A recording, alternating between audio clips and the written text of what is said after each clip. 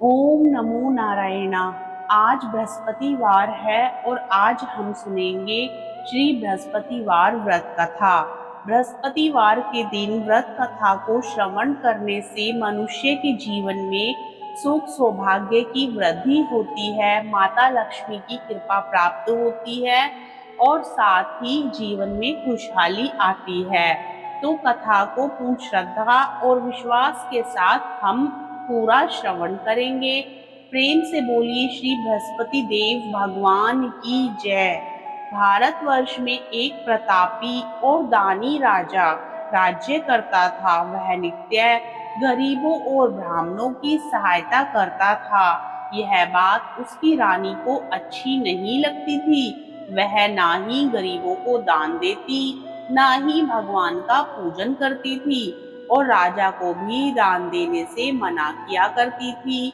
एक दिन राजा शिकार खेलने वन को गए हुए थे, तो रानी महल में अकेली थी। उसी समय बृहस्पति देव साधु वेश में राजा के महल में भिक्षा के लिए गए और भिक्षा मांगी। रानी ने भिक्षा देने से इनकार किया और कहा, हे साधु महाराज, मैं तो दान पुण्य से तंग आ गई हूँ। मेरा पति सारा धन लुटाते रहते हैं।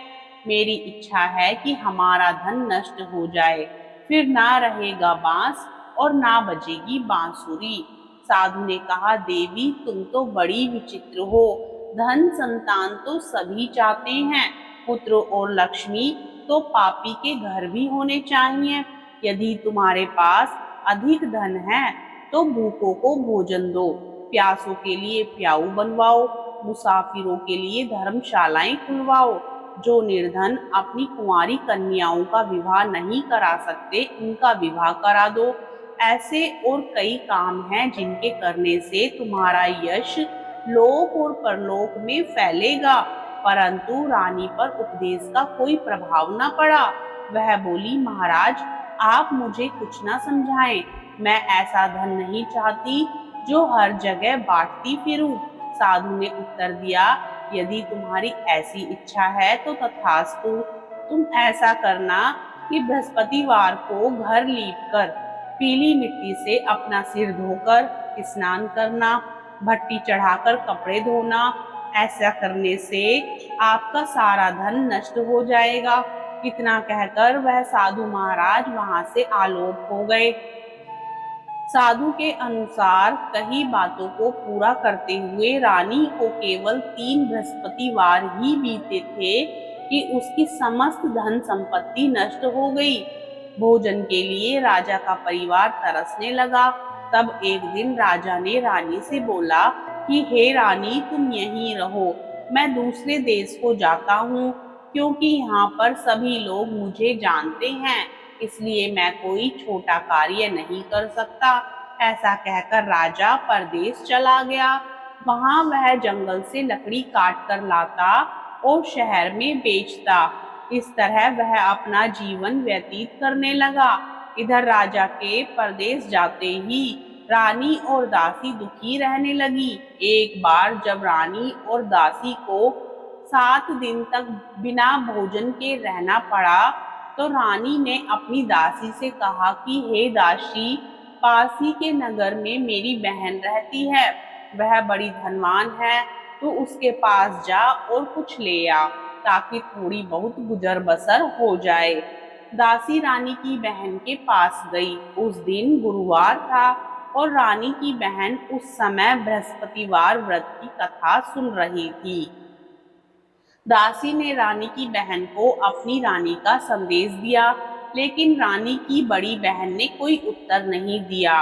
जब दासी को रानी की बहन से कोई उत्तर नहीं मिला, तो वह बहुत दुखी हुई और उसे क्रोध भी आया। दासी ने वापस आकर रानी को सारी बात बता दी। सुनकर रानी ने अपने भाग्य को कोसा। उधर रानी की बहन ने सोचा कि मेरी बहन की दासी आई थी, परंतु मैं उससे नहीं बोली, इससे वह बहुत दुखी हुई होगी। कथा सुनकर और पूजन समाप्त करके वह अपनी बहन के घर आई और कहने लगी कि हे बहन, मैं बृहस्पतिवार का व्रत कर रही थी, तुम्हारी दासी मेरे घर आई थी, परंतु जब तक कथा होती है तब तक ना तो उठते हैं और ना ही बोलते हैं, इसलिए मैं नहीं बोली। कहो दासी क्यों गई थी? रानी बोली, बहन तुमसे क्या छिपाऊं, हमारे घर में खाने तक को अनाज नहीं था। ऐसा कहते कहते रानी की आंखें भर आई। उसने दासी समेत पिछले 7 दिनों से भूखे रहने की बात अपनी बहन को विस्तार पूर्वक सुना दी। रानी की बहन बोली, देखो बहन, भगवान बृहस्पति देव सबकी मनोकामना को पूर्ण करते हैं। देखो, शायद तुम्हारे घर में अनाज रखा हो। पहले तो रानी को विश्वास नहीं हुआ, पर बहन के आग्रह करने पर उसने अपनी दासी को अंदर भेजा तो उसे सचमुच अनाज से भरा एक घड़ा मिल गया। यह देखकर दासी को बड़ी हैरानी हुई। दासी रानी से कहने लगी, हे रानी, जब हमको भोजन नहीं मिलता तो हम व्रत ही तो करते हैं, इसलिए क्यों ना इनसे व्रत और कथा की विधि पूछ ली जाए ताकि हम भी व्रत कर सके। तब रानी ने अपनी बहन से बृहस्पतिवार व्रत के बारे में पूछा।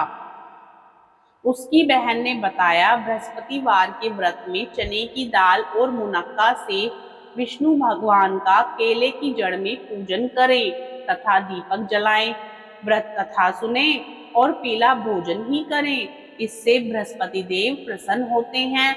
व्रत और पूजन विधि बताकर रानी की बहन अपने घर को लौट गई। 7 दिन के बाद जब गुरुवार आया तो रानी और दासी ने व्रत रखा। गुड़साल में जाकर चना और गुड़ लेकर आई, फिर उससे केले की जड़ तथा विष्णु भगवान का पूजन किया। अब पीला भोजन कहाँ से आए, इस बात को लेकर दोनों बहुत दुखी थे। चूंकि उन्होंने व्रत रखा था, इसलिए बृहस्पति देव उनसे प्रसन्न थे, इसलिए वे एक साधारण व्यक्ति का रूप धारण कर 2 थालों में सुंदर पीला भोजन दासी को दे गए। भोजन पाकर दासी बहुत प्रसन्न हुई और फिर रानी के साथ मिलकर भोजन ग्रहण किया। उसके बाद वे सभी गुरुवार को व्रत और पूजन करने लगी। बृहस्पति भगवान की कृपा से उनके पास फिर से धन संपत्ति आ गई, परंतु रानी फिर से पहले की तरह आलस्य करने लगी। तब दासी बोली, देखो रानी, तुम पहले भी इस प्रकार आलस्य करती थी, तुम्हें धन रखने में कष्ट होता था, इस कारण सभी धन नष्ट हो गया, और जब तुम्हें भगवान बृहस्पति देव की कृपा से धन मिला है तो तुम्हें फिर से आलस्य होता है।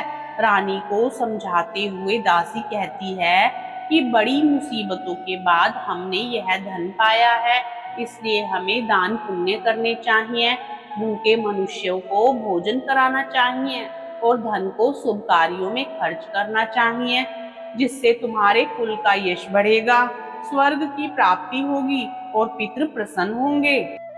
दासी की बात मानकर रानी अपना धन शुभ कार्यों में खर्च करने लगी, जिससे पूरे नगर में उसका यश फैलने लगा। एक दिन राजा दुखी होकर जंगल में एक पेड़ के नीचे आसन जमाकर बैठ गया। वह अपनी दशा को याद करके व्याकुल होने लगा।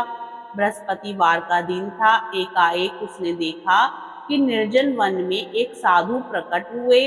वह साधु वेश में स्वयं बृहस्पति देवता थे। लकड़हारे के सामने आकर बोले, हे लकड़हारे, इस सुनसान जंगल में तू चिंतामग्न क्यों बैठा है? लकड़हारे ने हाथ जोड़कर प्रणाम किया और उत्तर दिया, महात्मा जी, आप सब कुछ जानते हैं, मैं क्या कहूँ। यह कहकर रोने लगा और साधु को अपनी आत्मकथा सुनाई। महात्मा जी ने कहा, तुम्हारी स्त्री ने बृहस्पति के दिन बृहस्पति भगवान का निरादर किया है, जिसके कारण रुष्ट होकर उन्होंने तुम्हारी यह दशा कर दी। अब तुम चिंता को दूर करके मेरे कहने पर चलो तो तुम्हारे सब कष्ट दूर हो जाएंगे और भगवान पहले से भी अधिक संपत्ति देंगे। तुम बृहस्पतिवार के दिन कथा किया करो। 2 पैसे के चने मुनक्का लाकर उसका प्रसाद बनाओ और शुद्ध जल से लोटे में शक्कर मिलाकर अमृत तैयार करो। कथा के पश्चात अपने सारे परिवार और सुनने वाले प्रेमियों में अमृत व प्रसाद बांटकर आप भी ग्रहण करो। ऐसा करने से भगवान तुम्हारी सब मनोकामनाएं पूरी करेंगे। साधु के ऐसे वचन सुनकर लकड़हारा बोला, हे प्रभु, मुझे लकड़ी बेचकर इतना पैसा नहीं मिलता जिससे भोजन के उपरांत कुछ बचा सकूं। मैंने रात्रि में अपनी स्त्री को व्याकुल देखा है। मेरे पास कुछ भी नहीं जिससे मैं उसकी खबर मंगा सकूं। साधु ने कहा, हे लकड़हारे, तुम किसी बात की चिंता मत करो। बृहस्पतिवार के दिन तुम रोजाना की तरह लकड़ियां लेकर शहर को जाओ। तुमको रोज से दुगना धन प्राप्त होगा, जिससे तुम भली भांति भोजन कर लोगे तथा बृहस्पति देव की पूजा का सामान भी आ जाएगा। इतना कहकर साधु अंतर्ध्यान हो गए। धीरे धीरे समय व्यतीत होने पर फिर वही बृहस्पतिवार का दिन आया। लकड़हारा जंगल से लकड़ी काटकर किसी शहर में बेचने गया। उसे उस दिन और दिन से अधिक पैसा मिला। राजा ने चना, गुड़ आदि लाकर गुरुवार का व्रत किया। उस दिन से उसके सभी कलेश दूर हुए, सभी कष्टों का अंत हो गया। परंतु जब दोबारा गुरुवार का दिन आया तो बृहस्पतिवार का व्रत करना भूल गया।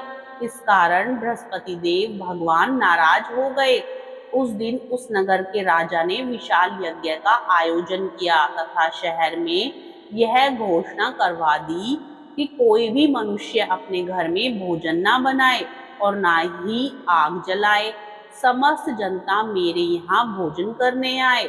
इस आज्ञा को जो नहीं मानेगा उसे फांसी की सजा दी जाएगी। इस तरह की घोषणा संपूर्ण नगर में करवा दी गई। राजा की आज्ञा अनुसार शहर के सभी लोग भोजन करने गए, लेकिन लकड़हारा कुछ देर से पहुंचा, इसलिए राजा उसको अपने साथ घर लिवा ले गए और ले जाकर भोजन करा रहे थे तो रानी की दृष्टि उस खूंटी पर पड़ी जिस पर उसका हार लटका हुआ था। वह वहां पर दिखाई नहीं दिया। रानी ने निश्चय किया कि मेरा हार इस मनुष्य ने चुरा लिया है। उसी समय सिपाहियों को बुलाकर उसको कारागार में डलवा दिया। जब लकड़हारा कारागार में पड़ गया और बहुत दुखी होकर विचार करने लगा कि ना जाने कौन से पूर्व जन्म के कर्म से मुझे यह दुख प्राप्त हुआ है, और उसी साधु को याद करने लगा जो कि जंगल में मिला था। उसी समय तत्काल बृहस्पति देव साधु के रूप में प्रकट हुए और उसकी दशा को देखकर कहने लगे, अरे मूर्ख, तूने बृहस्पति देव की कथा नहीं करी, इस कारण तुझे दुख प्राप्त हुआ है। अब चिंता मत कर। बृहस्पतिवार के दिन कारागार के दरवाजे पर 4 पैसे पड़े मिलेंगे। उनसे तू बृहस्पति देव की पूजा करना, तेरे सभी कष्ट दूर हो जाएंगे। बृहस्पतिवार के दिन उसे 4 पैसे मिले। लकड़हारे ने कथा कही। उसी रात्रि को बृहस्पति देव ने उस नगर के राजा को स्वप्न में कहा, हे राजा, तुमने जिस आदमी को कारागार में बंद कर दिया है वह निर्दोष है, वह राजा है, उसे छोड़ देना। रानी का हार उसी खूंटी पर लटका है। अगर तू ऐसा नहीं करेगा तो मैं तेरे राज्य को नष्ट कर दूंगा। इस तरह रात्रि के स्वप्न को देखकर राजा प्रातःकाल उठा और खूंटी पर हार देखकर लकड़हारे को बुलाकर क्षमा मांगी तथा लकड़हारे को योग्य सुंदर वस्त्र आभूषण देकर विदा कर दिया। बृहस्पति देव की आज्ञा अनुसार लकड़हारा अपने नगर को चल दिया। राजा जब अपने नगर के निकट पहुंचा तो उसे बड़ा आश्चर्य हुआ। नगर में पहले से अधिक बाग, तालाब, कुएं तथा बहुत सी धर्मशालाएं, मंदिर आदि बन गई हैं। राजा ने पूछा, यह किसका बाग और धर्मशाला है? तब नगर के सब लोग कहने लगे कि यह सब रानी और बांदी के हैं। तो राजा को आश्चर्य हुआ और गुस्सा भी आया। जब रानी ने यह खबर सुनी कि राजा आ रहे हैं तो उन्होंने बांदी से कहा कि हे दासी, देख, राजा हमको कितनी बुरी हालत में छोड़ गए थे। हमारी ऐसी हालत देखकर वह लौट न जाएं, इसलिए तू दरवाजे पर खड़ी हो जा। आज्ञा अनुसार दासी दरवाजे पर खड़ी हो गई। राजा आए तो उन्हें अपने साथ लिवा लाई। तब राजा ने क्रोध करके अपनी रानी से पूछा कि यह धन तुम्हें कैसे प्राप्त हुआ है? तब उन्होंने कहा, हमें यह सब धन बृहस्पति देव के इस व्रत के प्रभाव से प्राप्त हुआ है। राजा ने निश्चय किया कि 7 रोज बाद तो सभी बृहस्पति देव का पूजन और व्रत रखते हैं, परंतु मैं प्रतिदिन दिन में 3 बार कहानी तथा रोज व्रत किया करूंगा। अब हर समय राजा के दुपट्टे में चने की दाल बंधी रहती तथा दिन में 3 बार कहानी कहता। एक रोज राजा ने विचार किया कि चलो अपनी बहन के यहाँ होकर आता हूँ। इस तरह निश्चय कर राजा घोड़े पर सवार हो अपनी बहन के यहाँ को चलने लगा। मार्ग में उसने देखा कि कुछ आदमी एक मुर्दे को लिए जा रहे हैं। उन्हें रोककर राजा कहने लगा, अरे भाइयों, मेरी बृहस्पति देव की कथा सुन लो। वे बोले, लो, हमारा तो आदमी मर गया है, इसको अपनी कथा की पड़ी है। परंतु कुछ आदमी बोले, अच्छा कहो, हम तुम्हारी कथा भी सुनेंगे। राजा ने दाल निकाली और जब कथा आधी हुई थी कि मुर्दा हिलने लग गया, और जब कथा समाप्त हो गई तो राम राम करके मनुष्य उठकर खड़ा हो गया। आगे मार्ग में उसे एक किसान खेत में हल चलाता मिला। राजा ने उसे देख और उससे बोले, अरे भैया, तुम मेरी बृहस्पतिवार की कथा सुन लो। किसान बोला, जब तक मैं तेरी कथा सुनूंगा तब तक 4 हरैया जोत लूंगा। जा अपनी कथा किसी और को सुना। इस तरह राजा आगे चलने लगा। राजा के हटते ही बैल पछाड़ खाकर गिर गए तथा किसान के पेट में बड़ी जोर का दर्द होने लगा। उस समय उसकी माँ रोटी लेकर आई। उसने जब यह देखा तो अपने पुत्र से सब हाल पूछा और बेटे ने सभी हाल कह दिया। तो बुढ़िया दौड़ी दौड़ी उस घुड़सवार के पास गई और उससे बोली कि मैं तेरी कथा सुनूंगी, तू अपनी कथा मेरे खेत पर चलकर ही कहना। राजा ने बुढ़िया के खेत पर जाकर कथा कही, जिसके सुनते ही वह बैल उठ खड़े हुए तथा किसान के पेट का दर्द भी बंद हो गया। राजा अपनी बहन के घर पहुंचा। बहन ने भाई की खूब मेहमानी की। दूसरे रोज प्रातःकाल राजा जगा तो वह देखने लगा कि सब लोग भोजन कर रहे हैं। राजा ने अपनी बहन से कहा, ऐसा कोई मनुष्य है जिसने भोजन नहीं किया हो? मेरी बृहस्पतिवार की कथा सुन ले। बहन बोली, हे भैया, यह देश ऐसा ही है कि पहले यहाँ लोग भोजन करते हैं, बाद में अन्य काम करते हैं। अगर कोई पड़ोस में हो तो देख आऊं। वह ऐसा कहकर देखने चली गई, परंतु उसे कोई ऐसा व्यक्ति नहीं मिला जिसने भोजन ना किया हो। अतः वह एक कुम्हार के घर गई, जिसका लड़का बीमार था। उसे मालूम हुआ कि उनके यहाँ 3 रोज से किसी ने भोजन नहीं किया है। रानी ने अपने भाई की कथा सुनने के लिए कुम्हार से कहा। वह तैयार हो गया। राजा ने जाकर बृहस्पतिवार की कथा कही, जिसको सुनकर लड़का ठीक हो गया। अब तो राजा की प्रशंसा होने लगी। एक रोज राजा ने अपनी बहन से कहा कि हे बहन, हम अपने घर को जाएंगे, तुम भी तैयार हो जाओ। राजा की बहन ने अपनी सास से कहा। सास ने कहा, हाँ चली जा, परंतु अपने लड़कों को मत ले जाना, क्योंकि तेरे भाई की कोई औलाद नहीं है। बहन ने अपने भैया से कहा, हे भैया, मैं तो चलूंगी, पर कोई बालक नहीं जाएगा। राजा बोला, जब कोई बालक नहीं चलेगा तब तुम ही क्या करोगी? बड़े दुखी मन से राजा अपने नगर को लौट आया। राजा ने अपनी रानी से कहा, हम निर्वंशी हैं, हमारा मुंह देखने का धर्म नहीं है और कुछ भोजन आदि नहीं किया। रानी बोली, हे प्रभु, बृहस्पति देव ने हमें सब कुछ दिया है, वह हमें औलाद अवश्य देंगे। उसी रात को बृहस्पति देव ने राजा से स्वप्न में कहा, हे राजा, उठ, सभी सोच त्याग दे, तेरी रानी गर्भ से है। राजा की यह बात सुनकर बड़ी खुशी हुई। 9वें महीने में उसके गर्भ से एक सुंदर पुत्र पैदा हुआ। तब राजा बोला, हे रानी, स्त्री बिना भोजन के रह सकती है, पर बिना कहे नहीं रह सकती। जब मेरी बहन आए तुम उससे कुछ मत कहना। रानी ने सुनकर हाँ कर दिया। जब राजा की बहन ने यह शुभ समाचार सुना तो वह बहुत खुश हुई तथा बधाई लेकर अपने भाई के यहाँ आई। तभी रानी ने कहा, घोड़ा चढ़कर तो नहीं आई, गधा चढ़ी आई। राजा की बहन बोली, भाभी मैं इस प्रकार ना कहती तो तुम्हें औलाद कैसे मिलती। बृहस्पति देव ऐसे ही हैं, जैसी जिसके मन में कामनाएं हैं सभी को पूर्ण करते हैं। जो सद्भावना पूर्वक बृहस्पतिवार का व्रत करता है एवं कथा को पढ़ता है, कथा को सुनता है, दूसरों को सुनाता है, बृहस्पति देव उसकी सभी मनोकामना पूर्ण करते हैं। प्रेम से बोलिए श्री बृहस्पति देव भगवान की जय। तो मित्रों, आपको बृहस्पतिवार की कथा पसंद आए तो वीडियो को लाइक करके चैनल को जरूर सब्सक्राइब कर ले और कमेंट बॉक्स में श्री बृहस्पति देव भगवान की जय अवश्य लिखें।